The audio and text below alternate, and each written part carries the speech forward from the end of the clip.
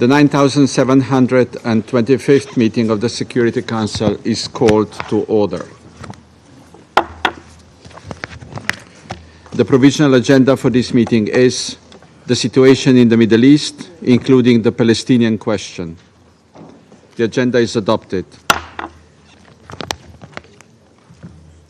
On behalf of the Council, I would like to inform that with regard to Rule 37 and Rule 39 of the Provisional Rules of Procedure, the Council's approach will be to consider only those participation requests that were submitted before the start of the meeting. In accordance with Rule 37 of the Council's Provisional Rules of Procedure, I invite the representative of Israel to participate in this meeting. It is so decided.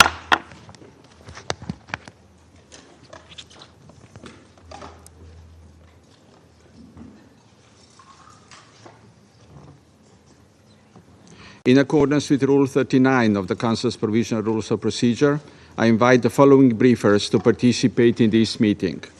Ms. Sigrid Kaag, Senior Humanitarian and Reconstruction Coordinator for Gaza, pursuant to Security Council Resolution 2720. And Mr. Jorge Moreira da Silva, Executive Director of UNOPS. It is so decided.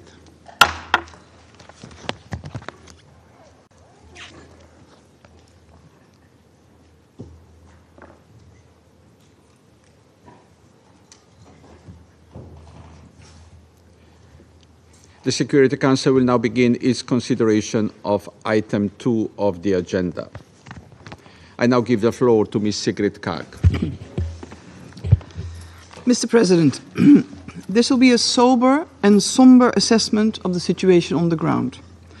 I remain deeply mindful of the profound responsibility the international community bears in addressing the tragedy of this war.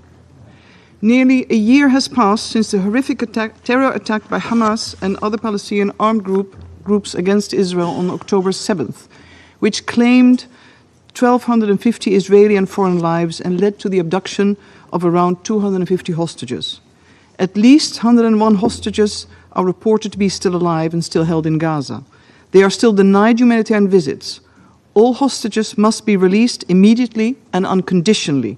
For as long as they are held in accordance with international legal obligations, they must be treated humanely and allowed to receive visits and assistance from the International Committee of the Red Cross. The essence of our common humanity is at stake. In Gaza, more than 41,000 Palestinians have been killed and over 93,000 have been injured. Recent data from the World Health Organization estimate that more than 22,000 people have sustained life-altering injuries, severe limb injuries between 13 to 17,000, often resulting in amputation. These are a sad reflection of the tragedy of this war. Many of those injured have more than one injury. The health infrastructure, already crippled, has been further decimated. At least 625 children remain out of school, children whose futures are marred by trauma, loss, and deprivation.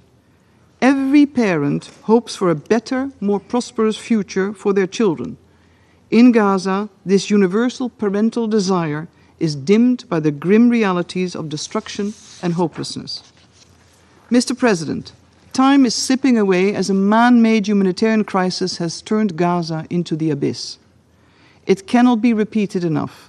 We need an immediate ceasefire, the immediate and unconditional release of all hostages, and unimpeded, continuous humanitarian access to deliver aid at scale throughout the Gaza Strip. The continued lack of effective protection for civilians in Gaza is unconscionable. The infrastructures that civilians rely on must be protected and their essential needs met. As the Secretary General has reiterated, all parties must refrain from using schools, shelters, or the areas around these for military purposes. All parties to the conflict must comply with international humanitarian law at all times. Equally, humanitarian workers need an enabling environment to ensure unimpeded and safe access to people in need. Tragically, in Gaza, nowhere is safe. Mr. President, diseases like the polio virus had been consigned to history in the Gaza Strip. They've now reappeared due to the collapse of essential services. Following the detection of the virus, the Israeli authorities immediately engaged with my team. Following intensive coordination, the first round of a two-round vaccination campaign led by WHO, UNRWA, and UNICEF has successfully been completed. The second phase of the vaccination campaign should commence in approximately 4 weeks. I visited Gaza, as I regularly do, a week and a half ago. Agreed pauses in fighting allowed parents and children to safely visit health centers and clinics, providing them with a very brief glimpse of relief and respite. The polio campaign shows that even in the direst of circumstances, with sufficient political will and real-time political commitment, humanitarian action is possible. The polio campaign equally underscored the vital role UNRWA plays, not only in accordance with its mandate, but also as a critical, trusted partner in the social fabric of Gaza and as the backbone of our humanitarian operations. Mr. President, the outbreak of polio is also a stark reminder of the desolate conditions of life in the Gaza Strip. Given the ongoing hostilities, the lack of a proper enabling environment, effective deconfliction, and timely implementation of commitments made, the UN and partners remain constrained in their ability to address this catastrophic situation. Mr. President, taking one step back, 11 months ago, Gaza was largely cut off from most of its supply lines, with all but one access point closed. When Security Council Resolution 2720 was adopted in December last year, it was not foreseen that the war would rage on for this long without a ceasefire. In this context, and despite the complexity of the situation, my mission has negotiated and strengthened supply lines and systems, as well as additional routes, with the intent to facilitate, accelerate, and expedite in a sustained and transparent manner the flow of supplies into Gaza. These routes cover supplies from or via Egypt, Jordan, Cyprus, the West Bank, and Israel. This required streamlining of intricate logistics and relevant regulations. The Executive Director of UNOPS, Under Secretary General Jorge Moreira da Silva, will update you on the operationalization of the mechanism. Mr. President, systems in place today are not a substitute for the political will required to reach civilians and respond to their needs. Systems do not save lives, nor provide dignity for those who have lost all. Effective humanitarian operations require the right quality, quantity, and a broad range of goods to meet the daily needs of civilians in Gaza. That goal is not being met. Ongoing hostilities across the Strip, the breakdown of law and order, and looting of supplies are additional significant impediments to the UN's ability to distribute assistance to the Palestinian population in Gaza. Furthermore, the operating conditions for humanitarian workers include denials, delays, a lack of safety and security, and poor logistical infrastructure. This continues to hamper relief operations despite recent approvals provided for trucks, satellite phones, and other equipment. My mission continues to engage on these vital issues with a view to seek immediate redress. Commitments and intentions need to be translated into tangible actions on the ground. Any delay in implementation comes at direct cost of human lives. This Council is fully aware of the asks of the humanitarian community. I will highlight a few critical areas. 1. My mission continues to focus on securing access to Gaza for a diverse range of goods from the humanitarian as well as commercial sector. Modest progress in select areas such as waste and sewage management has been made. However, this does not address the totality of needs. For example, the need for cash, pre-positioned adequate volume in fuel, and hygiene items are urgently needed. The scope of humanitarian items allowed entry remains too restricted for effective humanitarian operations. Furthermore, the United Nations itself also urgently needs the entry of further vital security communications and tracking equipment in order to work in Gaza. With regard to coordination and deconfliction, a joint coordination board is operational. Recent security incidents, including shootings at humanitarian convoys, are unacceptable and demonstrate that agreed protocols and procedures still need comprehensive, on-time implementation. The recent medical evacuation of 251 patients and family members, in this case to the United Arab Emirates, the largest so far, is a good development. However, much more is needed. Over 14,000 patients require specialized treatment outside of the Gaza Strip. And I would like to use this opportunity to call on all member states to extend their solidarity by hosting these patients and their families. Progress on the above becomes even more important as winter nears and the humanitarian catastrophe deepens.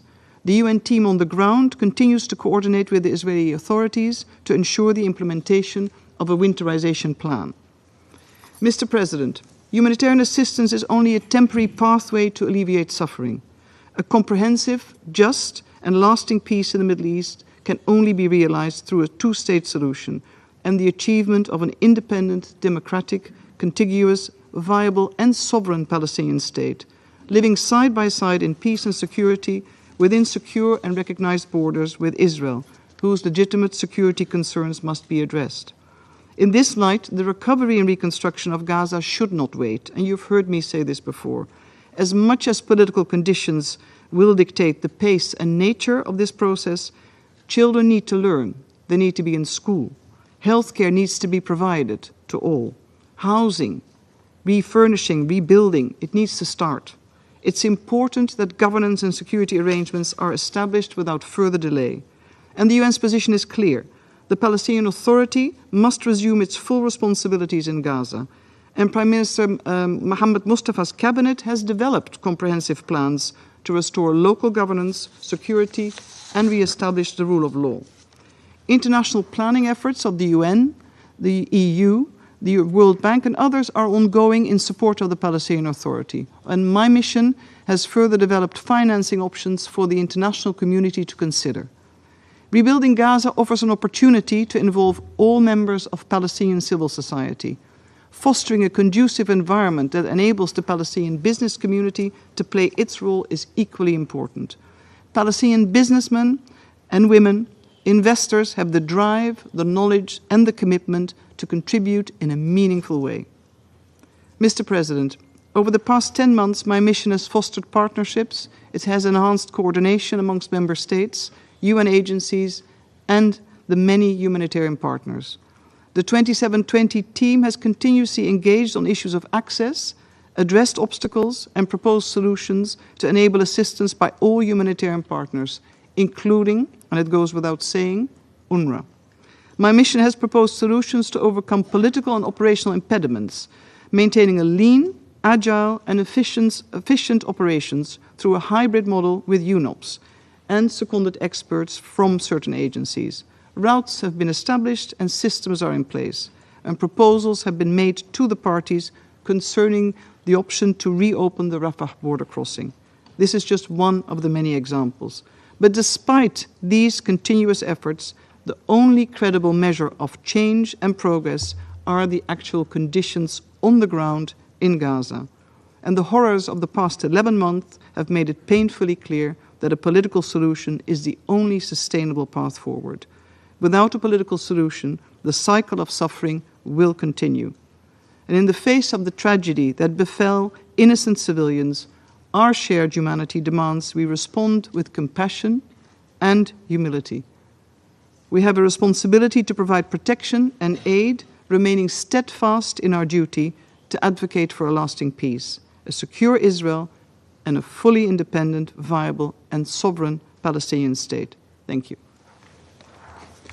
I thank Ms. Kaag for her briefing. I now give the floor to Mr. Jorge Moreira da Silva.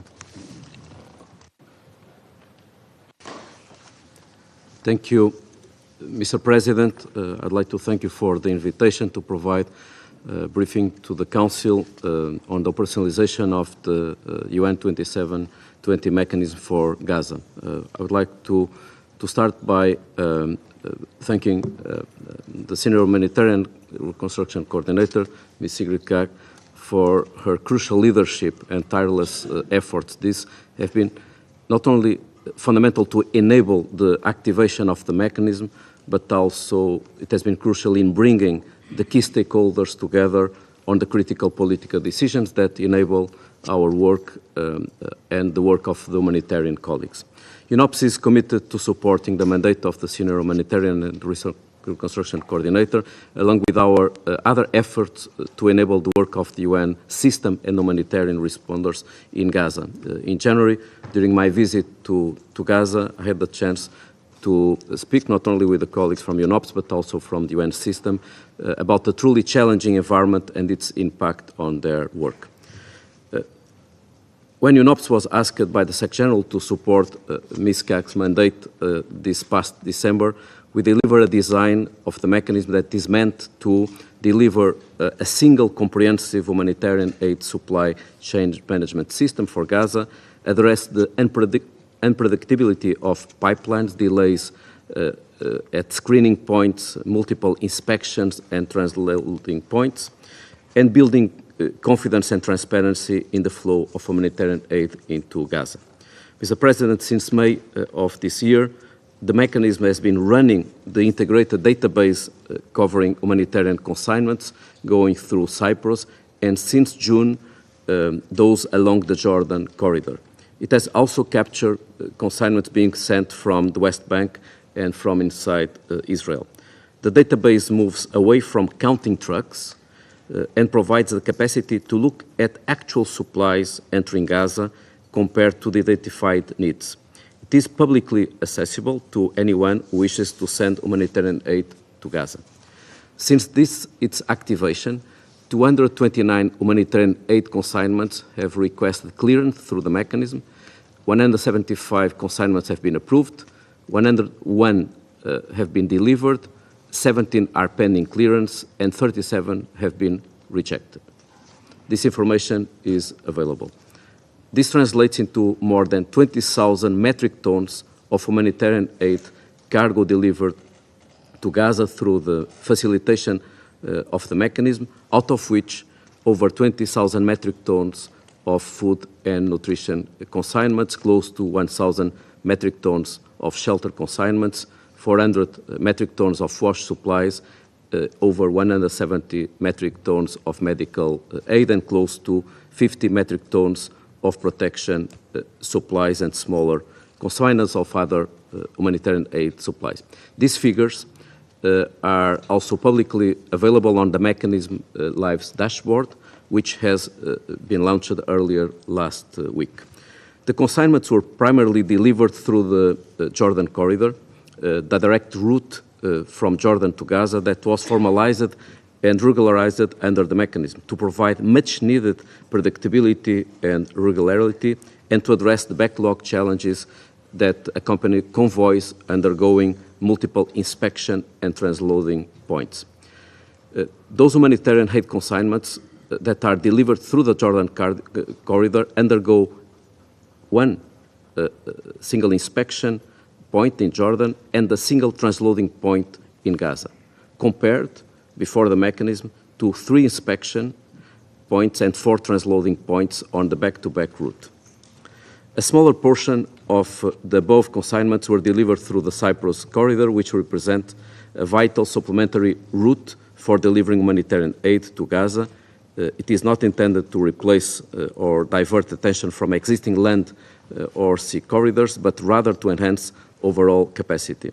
Responding to donor requests for a UN-led and humanitarian-focused approach, UNOPS stands ready to address the current logistical challenges for the Cyprus corridor by offering an end-to-end solution, ensuring the coordinated, efficient and transparent delivery of aid. In order to support the regularization of the corridors under the mechanism, UNOPS has deployed 14 international monitors to Cyprus and Jordan. They verify the humanitarian nature of each consignment, facilitate the approval for the consignment to proceed to Gaza, and track the consignment from their point of origin until they are handed over to the final consignee in Gaza for onwards delivery. This very mechanism fosters confidence building among all and provides transparency, informing all of us that what was sent to Gaza indeed make its way to its final destination. For consignments that are not permitted, the mechanism requires a justification from the concerned parties. Together with the Office of the Senior Coordinator, we continue to call for more items and consigners to be allowed to enter Gaza. 11 of our international monitors are also ready to deploy inside Gaza in order to reinforce this important verification and tracking mechanism as an additional enabler of our collective efforts to accelerate and increase the amount of humanitarian aid reaching the civilian population in Gaza. Regarding the Egypt corridor, over the past 11 months, the Egyptian route has served as a vital lifeline for delivering aid to the people of Gaza. We are working closely with Egyptian authorities to fully integrate this route into the 2720 mechanism. Initial approval has been secured, and my team is in Cairo this week to finalize the integration process. Once completed, the 2720 mechanism will provide a comprehensive real-time overview of all humanitarian cargo entering to Gaza from every supply route. This will enable better prioritization, tracking, and monitoring of relief efforts right up to the point of delivery. Through the joint 2720 database, we will strengthen coordination and efficiency, ensuring that aid reaches those who need it most swiftly and effectively. Mr. President, as part of the mechanism, we have committed to support the full operational capacity of each corridor. That's why I would like to just add two more elements that strengthen these elements. UNOPS is procuring 280 trucks for the Jordan corridor, constructing 10 additional warehousing spaces for the Jordan Hashemite Charity Organization, and establishing 2 truck holding areas at King Hussein Bridge crossing and inspection site in Jordan. In addition, we are procuring 38 trucks for use by the humanitarian community inside Gaza in order to enable a delivery of the humanitarian aid consignments arriving via the different corridors. We have procured the necessary armored vehicles, communications, and other security equipment that will enable the operational capacity of the mechanism international monitors inside Gaza, the 11 monitors, without exerting pressure on the already limited resources of the rest of the humanitarian community. Our progress towards design, establishment, and operationalization of the mechanism would not have been possible without the generous and dedicated support of the member states who have contributed financially to in support of the mechanism. Here I would like to specifically recognize the governments of Australia, Denmark, Estonia, the Netherlands, the United Arab Emirates, the United States, and the Moreira Foundation, as well as the governments of Canada and Germany, who have pledged additional contributions. Mr. President, I would like also to thank member states and our local partners. We are enabling the operationalizations of the mechanism on the ground. We cannot overemphasize the challenges of delivering humanitarian response in Gaza right now. The design and implementation of the mechanism matter immensely, and we remain committed to excellence. Yet, the effective delivery of aid at the scale required will simply not be possible, without political will, necessary security and safety guarantees, and an enabling environment. Along with the rest of the UN family, UNOPS is determined to stay and deliver for the people of Gaza, both to respond to immediate humanitarian needs and to support the immense recovery and reconstruction efforts that are so desperately needed. Allow me here to also emphasize the critical and irreplaceable role that UNRWA plays in Gaza as the key implementer of our collective will. Thank you. I thank Mr. Moreira da Silva for his briefing. I now give the floor to those council members who wish to make statements. I give the floor to the representative of Switzerland. Merci, Monsieur le Président. Thank you, Comme Mr. de coutume, President. je voudrais d'abord As is remercier la customary, I'd like sous-secrétaire to begin générale by et thanking coordinatrice USG de and l'action coordinator humanitaire for et de la humanitarian reconstruction action à and Gaza, reconstruction Madame in Sigrid Gaza, Kaag,